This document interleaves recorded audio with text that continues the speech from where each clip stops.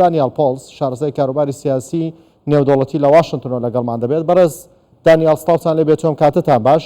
ئەمڕۆ شاندێکی باڵای حکوومەتی هەرێمی کوردستان سەردانی بەغدایان کرد، دیدار و کۆبنەوەی کێژگار زۆر کراوە لەگەڵ 11 لایەنی سەرەکی لە عێراقدا کۆبوونەتەوە شاندی باڵا بە سەرۆکاتی مەسرور بارزانی سەرۆکوەزیرانی هەرێمی کوردستان. دەتوانین بڵێن ئەمە شەرخواستی ئەمریکایە کە کێشەکانی نێوان هەرێمی کوردستان و عێراق دەبێ بەم شێوەیە بە گفتوگۆ چارەسەر بکرێن؟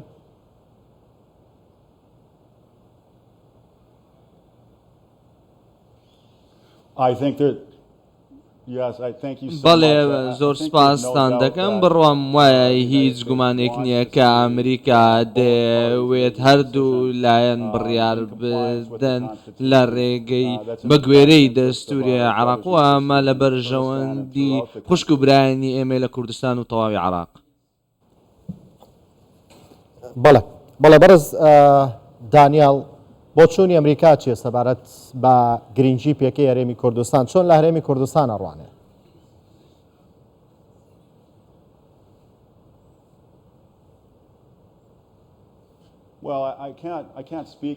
من ناتوانم لە بری ئەمریکا قسە بکەم، بەڵام ئەتوانم لە بری خۆم قسە بکەم. وەروە خەڵکێکی زۆری ئەمریکی کە پەیوەندی لەگەڵ هەرێمی کوردستان و حکوومەتی هەرێمی کوردستان و گەلی کوردستان کە یەکێکە لە هێزە سەقامگیرەکان لە پەیوەندی ئێمە و لە ڕۆژهەڵاتی ناوەڕاست بۆ ئەوەی فشار بخرێتە سەر و هەموو ئەو لایەنانەی کە لەلایەن ئێرانەوە دەخرێتە سەر ئێران و وڵاتانی دیکە لە ناوچەکە و دۆخێکی سەختە بۆ ئەوەی پەیوەندیەکی دوور و درێژتر بدۆزێتەوە لەو پەیوەندی کە ئەمریکا لەگەڵ هەرێمی کوردستاندا هەیەی. برێز پۆستنها لە هەرێما کوردستانی باوەریەک دروست بووە کو لە عێراقا فەدەرال بەغدا کوردستانێکی بەهێز ناخوازە. گەلو کارگەری یاوێ لەسەر عێراقی لەسەر فەدەرالیزمی تو چاوا دەبین؟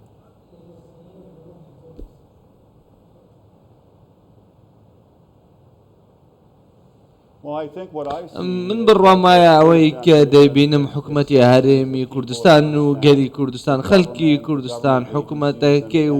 ئاژانسەکانی حکوومەت و ڕێکخراو ناحکومیەکان هەموو ئەوەی لە توانایاندا کردووە بۆ ئەوەی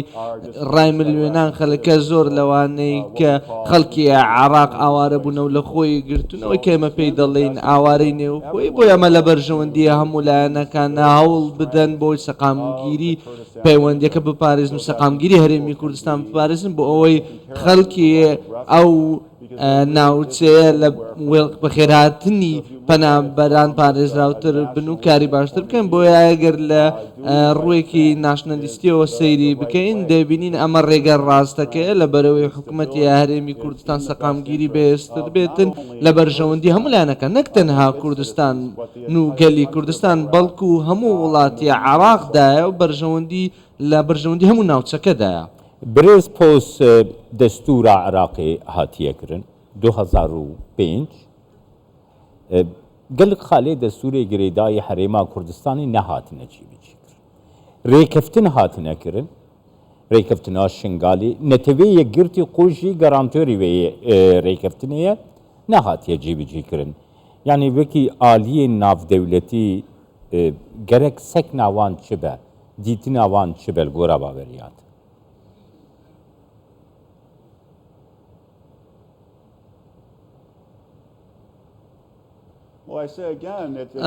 دووبارە ئاماژە بەوە دەکەم ئەمە بەهێزی هەرێمی کوردستان پیشان دەدا، بەهێزی گەلی کوردستان پیشان دەداتوە ئەو بڕوایە کە خەڵکەکەی هەیەی لە پرسە کۆمەڵاتیەکان و بەرخودانی حکوومەتی هەرێمی کوردستان پیشان دەدات و هەروەها کارمەندانی حکوومەتی هەرێمی کوردستان کە ئامادەن قوربانی بدەن کار بکەن سەرەڕای ئەوەی کە موچەکانیان نەدراوە، بەڵام ئامادەن ئەوە بکەن بکە پێویستە بۆ ئاسایشی ناوچەکە و پێویستە بۆ پاراستنی گەلی کوردستان و خەڵکی کوردستان، نەک تەنها کوردستان بەڵکو هەموو ناوچەکە سەرەڕای ئەو ڕاستیەش کە ئەم ڕێکەوتنانەی لە نێوان هەردوو لایەن کراوە جێبەجێ نەکراوە. بۆیە من بڕوام وایە لە ڕوێک لە ڕوەکانەوە بەهێزی و بەرخودانی نی و سربەخۆیی هەرێمی کوردستان پیشان دەدا و سربەخۆی حکوومەتی هەرێمی کوردستان و سەرکردایەتی حکوومەتی هەرێمی کوردستان پیشان دەدات و جێگەی شانازیە. بەڵێ بەرز پۆلس هەندێک جار هەندێک بۆچوون هەیە دەوترێت وڵاتانی زلهێزی دنیا چ بۆ عێراق و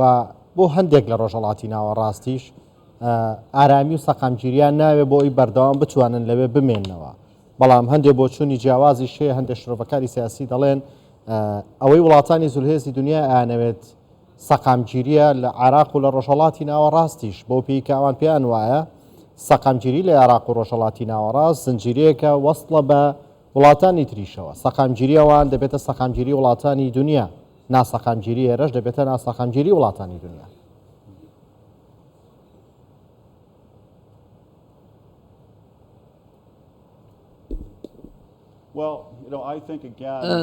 بڕوام وایە کە وەک من تەواو نازانم ئەگەر ئەمە ئەو کەیسە بێ بەڵام هیواخوازم کە ئەوان نەبێت. من بڕوام وایە پێ ناسەقامگیری بە هەر جۆرێک لە جۆرەکان کارێکی خراپ دەبێ و نەرێنی دەبێت پێویستە هەمومان کار بکەین بۆ ئەوەی هەموو لانەکان بەهێز بێت و دەبێ هەمومان لەوە تێبگەین. بڕوام وایە وەکو ڕای شەخسی خۆم وە زۆرێک لە خەڵکی لە ئەمریکا بەو شێوەیە بیر دەکەن دێنەوێ لە ناوەی 10 بۆ 15 ساڵی ڕابردوودا هەرێمی کوردستان حکوومەتی هەرێمی کوردستان شەڕی کردووە لە پێناو ئازادی ئاینی ئازادی لە کەمینەکان و هەموو ئەو بەشانەی دیکەی و کاری دروستیان کردووە. هێزەکانی پێشمەرگە ژیانی خۆیان کردووەتە و قوربان و لە پێناو کریسیانەکاندا شەڕیان کردووە کە کراونەتە ئامانزەلان هێزە تیرۆریستەکانەوە. بۆیە بڕوام وایە کارکردن بەرەو سەقامگیری، کارکردن بەرەو چارەسەرکردنی ئەم قەیرانانە لە بەرژەوەندی هەموو لایەنەکانە هەموو لایەنانەی کە نیگەرانن و بۆیە زۆر بە شێوێکی باش پشتیوانی دەکەم لە هەوڵەکان بۆ سەقامگیری. برێز پۆست نوهاژی ساڵا 2023 یعنی لە هەرێما کوردستانی 100,000 پەنابەرین سووریا هەنە، پەنابەرین عێراقی هەنە، کریسیانینیش عێراقی ئێگۆ هاتنە لە هەرێما کوردستانی دژین هەنە، سونە هەنە ئێک و عێراقی ڕێڤیانە و لە کوردستانی دژین ئێزدیێن شنگالی ئێ کوردستانی یعنی زێدەباری وان لە کوردستانی دژین و ژیانا پێک بە ژیانێژی لە کوردستانی گەلێک سەرکەفتیە وەکی مۆدێلەکێتی دیتن. ئاسا ناونەتەوەییدا ئەف ڕاستی ئیرۆژی تێزانین بۆ ساڵا 2023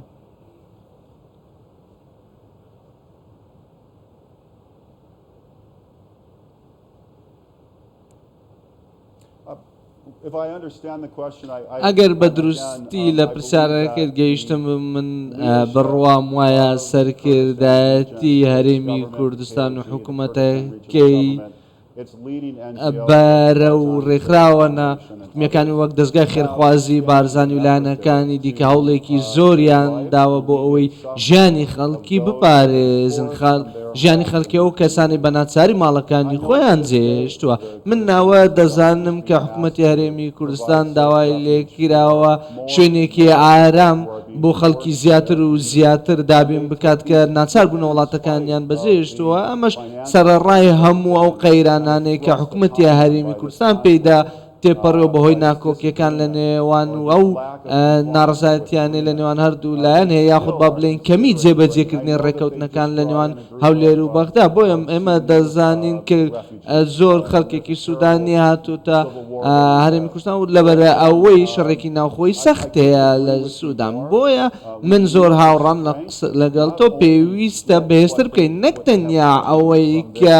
لە دەرەوە دێتنەوە ئەو دۆخێکە لەگەڵ بەغداد هەیە بەڵکو پێویستە وان بەهێزتر بکەین و پشتیوانیەکان بەهێزتر بکەین بۆ حکوومەتی هەرێمی کوردستان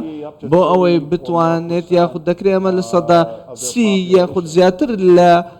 سەدا سی ژمارەی دانیشتوان بێ و خەڵکێکە وەک پەنابەر و ئاوارە لە هەرێمی کوردستان و ئەمریکا و هەر وڵاتێکی دیکە وڵاتێکی وا کوچکە کە لە سەدا سی ژمارەی دانیشتوانی خۆی وەک پەنابەر و ئاوارە لەخۆ گرتووە ئەمە خەرجیەکی زۆرە و فشار لە هەموو لایەنەکان دەکات و دواتر تۆ شتێکی دیکەت هەیە کە ئەم هەموو قەیرانانە هەیە بۆیە ئەمە شتێکە پێویستە ڕوبەڕووی ببینەوە بتوانین ببینە بەشێک لە چارەسەری ئەم کێشەیە. برێز پۆس یانێ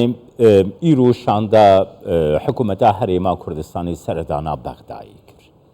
هەموو ئالیێن حکوومەتە هەرێما کوردستانی دوێ شاندێ دەبوون کادەپە پووک گۆڕان هەموو دناوێ شاندێ دەبوون هەموو فراکسیۆنین هەرێما کوردستانیژی ئین پارلەمەنت و یا کوردستانی یەک دەنگ بوون گرنگیە یەکڕێزیە بۆ کورد تو چاوا دەبینە.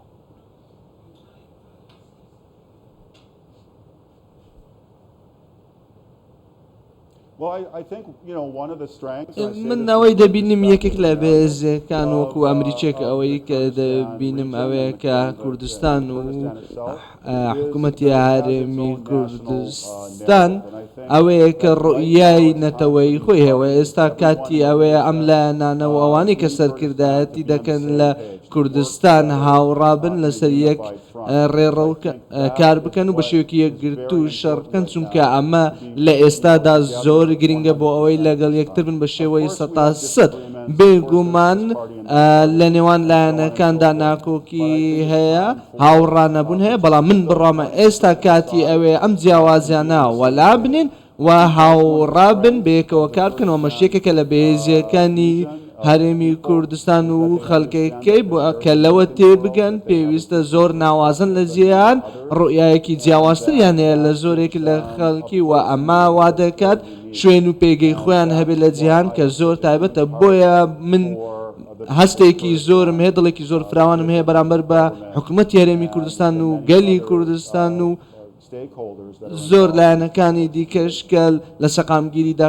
دەستێکی باڵیان هەیە. بەڕست پۆس وەک شارەزای کاروباری سیاسی نێودوڵەتی بۆ چونتان چییە لەبارەی پەیوەندی هەرێمی کوردستان و ئەمریکا و هەرێمی کوردستان لەم ناوچەی کە لە کێشەیە سەقامگیرێکی تێدایە تا چەند بۆ ئەمریکا گرنگەم سەقامگیری لەم ناوچەیە هەیە؟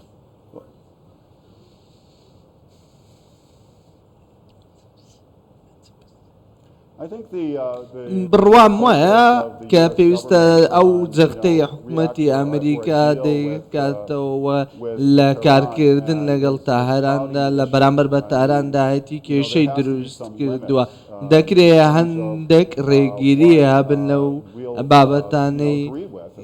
کە ڕێککەوتون لەسەری ئەوەی کە ئێمە تێبینیمان نەکردووە بۆی ئەمە زۆر گرنگە زۆر قسەی لەسەر کراوە هەموو لایەنەکانی هێز ئامادەکاریان بۆ کراوە لە عێراق هەمویان خراونتە بەرکار بە شێوەیەکی گشتی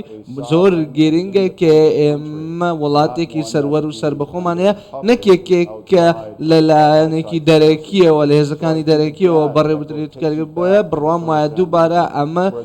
دەگەڕێتەوە سەر هەرێمی کوردستان کە لایەنێکی سربەخۆی بەهێزە تێدەگات لە ڕۆڵی خۆی تێدەگاتن و دڵنیایی دەدا لەوەی کە عێراق سربەخۆی وەک وڵاتێکی سربەخۆ سەروەری و سەقامگیری هەیە. برێز پۆستنەها ئەمریکا gelek cara dest nîşan kiriye dibêjê em piştgiriya Kurdistanek bihêz her wiha Iraqek bihêjî dikin lê hin alî hene li herêmê li Iraqê dixwazin Kurdistanê lawaz bikin yanî Amerîka welatên Rojava ji bo Kurdistanek bihêz rola xwe çawa baştir dikarin bilîzin ango rola xwe jî dilîzin ku Kurdistana bihêz di pratîkê de bi rastî bihêz bê. Ferm.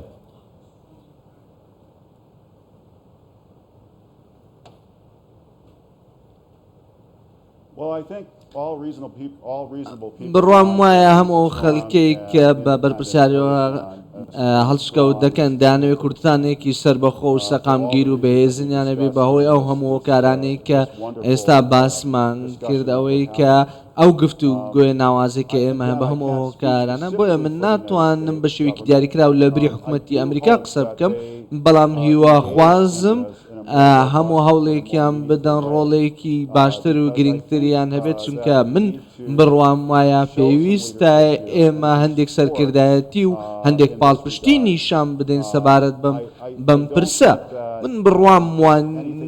نییە زۆر سەخت بێت لەمە سەخترە بێت باوە کاتی ئێستاە کە ئێمە بیری هەموو لایەنەکان بێنینەوە بەرپرسیارەتیان چییە لەم ڕێکەوتنانە کاتی ئەوەیە لە بیرمان بێت حکوومەتی هەرێمی کوردستان ئێمە لەگەڵ کوردستان باشترین وەک ئەوەی کە لەگەڵ لایەنێکی دەرەوەی کوردستان مامەڵە بکەن من ئەوە دەزانم و ئەوەم بینەوە لە نێو کەمپەکان بوومە و زۆر جاریش بینیومە ئەو کاریگەریەی و ئەو پابەندیەی کە نیشان دراوە بۆ خەڵکی نێو کەمپەکان بۆیە دەزانم ئەوە زۆر گرنگە بیری حکوومەتەکەی خۆمان لە ئەمریکا بێنینەوە ئەمە شتێکی گرنگە بۆ ئەوی جەختی لەسەر بکەینەوە. بەڵێ بەڕێز دانیێل پۆڵس شارەزای کاروباری سیاسی نێودەوڵەتی لە واشنگتن لەگەڵماندا بووی سپاس بۆ کاتێ بێمەتاندا. سپاس برێز پۆست.